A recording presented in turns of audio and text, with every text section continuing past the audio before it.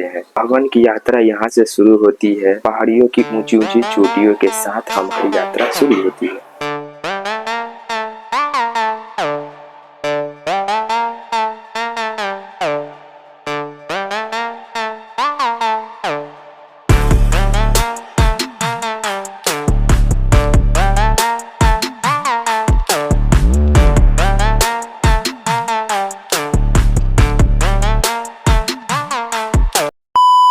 पंजाब की जर्नी खत्म होने के बाद अब हम जा रहे हैं जम्मू माता वैष्णो देवी के दर्शन करने। सुबह के 7:30 होने वाले थे और हम सभी लोग वैष्णो देवी कटरा जंक्शन आ चुके थे। प्रतिदिन 200 से भी अधिक लोग माता के दर्शन करने आते रहते हैं। नवरात्रि के समय यहाँ इतनी भीड़ रहती है जितना आप सोच नहीं सकते। हजारों की संख्या में भक्त माता के दर्शन करने आते हैं। जैसे ही हम लोग ऑटो स्टैंड से जा रहे थे तो हमारे सिर के ऊपर से हेलीकॉप्टर जा रही थी। अगर आप लोग हेलीकॉप्टर से जाना चाहते हैं तो आपको सीधे अर्धकुमारी तक पहुँचा दिया जाएगा। यहाँ आपको एक बात का ध्यान हमेशा रखना होगा, जैसे ही आप कटरा में प्रवेश करते हैं तो आपका नेटवर्क गायब हो जाएगा। पहाड़ी क्षेत्र होने के कारण आपका सिम काम नहीं करेगा, इसलिए आपको यहाँ का दूसरा सिम लेना होगा। अगर आप लोग के पास BSNL का सिम है तो कोई जरूरत नहीं सिम लेने का। साथ ही आपको यहाँ से एक ID कार्ड लेकर जाना होता है। इस कार्ड को अगर आप नहीं लेते हैं तो माता वैष्णो देवी के दर्शन नहीं होंगे। इस कार्ड को अपने आधार कार्ड को देकर दे सकते हैं, फिर बाद में आपको आधार कार्ड दे दिया जाएगा। मैं अपना ID कार्ड लेकर पहन लिया गले में।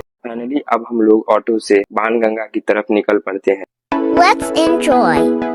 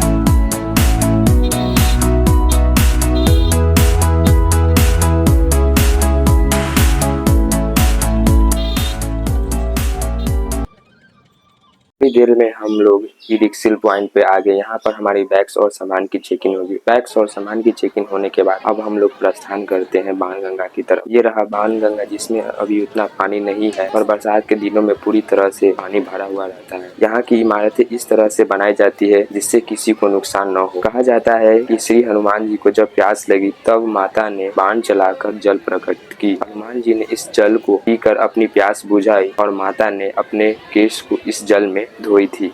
तो हम लोग बाणगंगा में स्नान कर चुके हैं। फिर उसके बाद मैंने बंदरों को मखुदाने दिए। सारे बैग्स को लॉकर में रख कर अब हमारी सुंदर यात्रा पहाड़ियों की वादियों के साथ शुरू होती है। उसके बाद हमारा प्रथम दर्शन माता के चरण पादुका से शुरू होती है। यहाँ अगर अपने बच्चों के लिए भाड़े पे गाड़ी लेना चाहते हैं तो ले सकते हैं और इसका किराया है 700 से 800 भवन तक लगेगा और अर्धकुमारी तक 350 से 450 तक लगेगा। अगर आप लोग घोड़े से जाना चाहते हैं तो 1200 से 1600 तक रुपए लगेंगे। अगर कोई बूढ़े व्यक्ति हो तो उसे पालकी की मदद से भवन तक पहुंचा दिया जाएगा और उसका किराया रहेगा 1800 से 1900। लगभग 5 घंटों के बाद हम शाम के 6 बजे अर्धकुमारी में आ पहुंचे हैं। मैंने भगवती भवन के ऊपर से ये शूट की।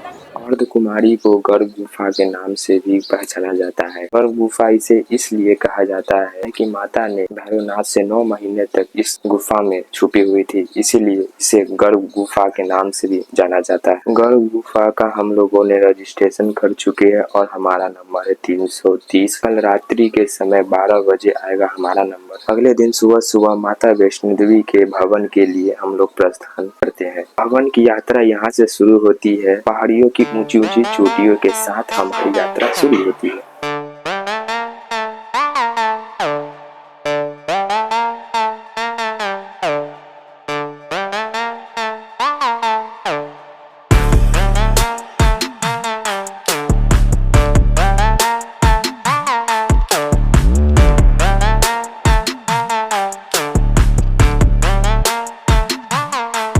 माता के भवन से अभी हम लोग 2 किलोमीटर दूरी पर। ऐसा सुंदर नजारा आज तक मैंने कभी नहीं देखा। ऑलमोस्ट 4 घंटे पैदल चलने के बाद माता के भवन के पास हम लोग आ चुके हैं और मैंने यहाँ देखा कि यहाँ पर रोप वे का टिकट काउंटर लगा हुआ है और इसका प्राइस है 100 रुपीज पर पर्सन। भवन में जाने से पहले हम लोग स्नान करके नए कपड़े पहनकर प्रसाद लेकर जाने वाले हैं थोड़ी देर में। फाइनली मैं स्नान करके नए कपड़े पहनकर तैयार हो चुका हूँ। माता की चुनरी प्रसाद ले चुका हूँ। अब हम थोड़ी देर में यहाँ से निकलेंगे माता के दर्शन करने।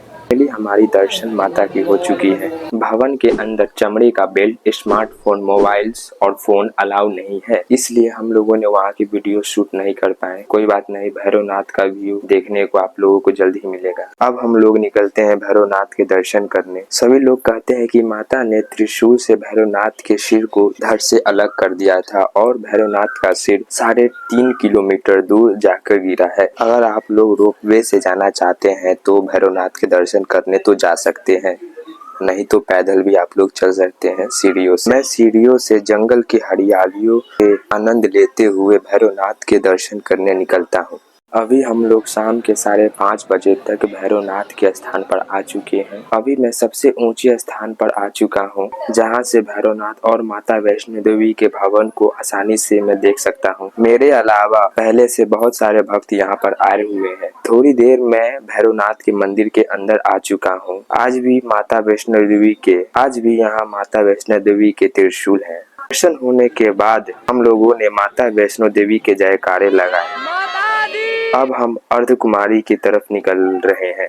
कुमारी में रात्रि के समय हमारा नंबर आ चुका है, पर हम लोगों ने ध्यान नहीं दिया। अगली सुबह 8:30 बजे हमारा नंबर फिर से आ चुका है। हम लोगों की अर्धकुमारी में दर्शन हो चुकी है। वहां पर भी कैमरा फोन अलाउ नहीं थे, पर अंदर का जो व्यू था बहुत ही सुंदर था। आप लोग को जब भी मौका मिले माता वैष्णो देवी के दर्शन करने जरूर आए। माता के भवन में आज हमारी आखिरी शाम है और यहाँ के बंदरों से आप सावधान रहिएगा, क्योंकि यहाँ के बंदर आपके हाथों में से सामान छीन कर भाग सकते हैं। कई बार आपके फोन को भी ये छीन कर भाग सकते हैं, इसलिए इन बंदरों से सावधान रहिएगा। अगर आप लोग थक चुके हैं तो आप अपने बॉडी के फुल्ली मसाज करवा सकते हैं और इसका किराया है 50 रुपीज। और यहाँ की दुकानों में आपको अखरोट, पिस्ता, बादाम, किशमिश जैसी सभी ड्राई फ्रूट आपको सस्ता मिलेगी। फाइनली हम लोग थोड़ी देर में नीचे पहुँचने वाले हैं। मैं तो नीचे पहुँचने वाला हूँ और मेरी फैमिली लगता है पीछे ही छूट गई।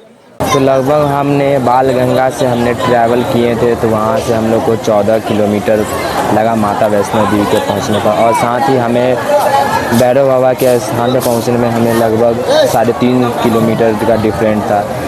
हम इस जर्नी को कंप्लीट करके फिर आ चुके हैं अपने वही स्थान पे जहाँ से हमने शुरुआत की थी। तो आज हम निकलने वाले हैं मुंबई नहीं, दिल्ली निकलने वाले हैं। तो जल्दी मैं अपनी फैमिली का इंतज़ार कर रहा हूँ कि जल्दी आएंगे तब अपना लगेज लेंगे। बगल में ही जो दुकान है उसमें हमने अपना लगेज रखा है, तो जल्दी आएंगे तभी हम लगेज अपना लेकर जाएंगे। तो मिलते हैं नेक्स्ट वीडियो में।